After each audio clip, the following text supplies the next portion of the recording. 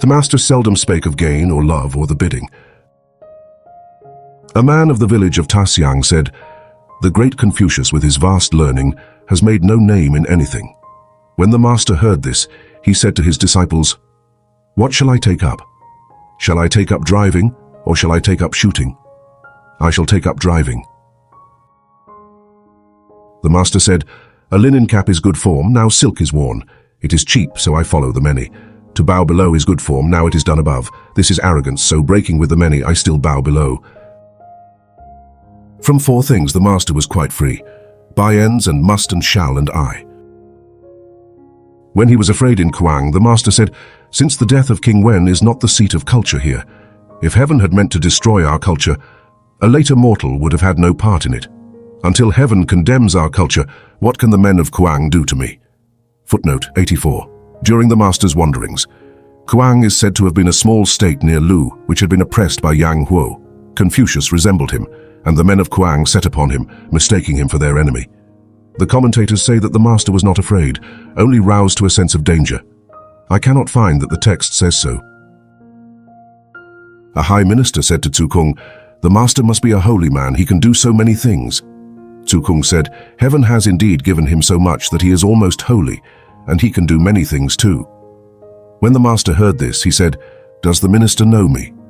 Because I was poor when young, I can do many paltry things. But does doing many things make a gentleman? No, not doing many does."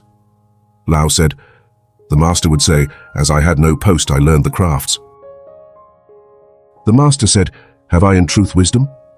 I have no wisdom, but when a common fellow emptily asks me anything, I tap it on this side and that and sift it to the bottom." The master said, "The phoenix comes not, the river gives forth no sign, all is over with me." When the master saw folk clad in mourning, or in cap and gown, or a blind man, he always rose, even for the young. Or if he was passing them, he quickened his step. Yun Yuan heaved a sigh and said, "As I look up, it grows higher, deeper as I dig. I catch sight of it ahead, and on a sudden it is behind me. The master leads men on deftly, bit by bit. He widens me with culture, he binds me with courtesy. If I wished to stop, I could not until my strength were spent. What seems the mark stands near, but though I long to reach it, I find no way." When the master was very ill, Tsulu made the disciples act as ministers. During a better spell, the master said, "You has long been feigning. This show of ministers, when I have no ministers, whom will it take in? Will heaven be taken in? And is it not better to die in the arms of my 2-3 boys than to die in the arms of ministers?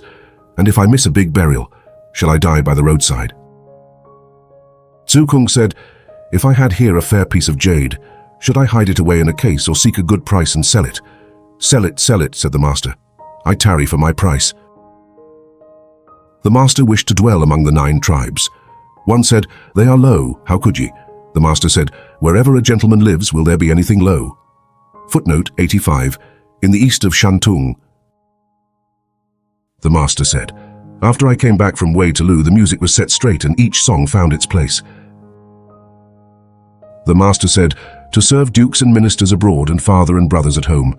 In matters of mourning not to dare to be slack, and to be no thrall to wine. To which of these have I won?"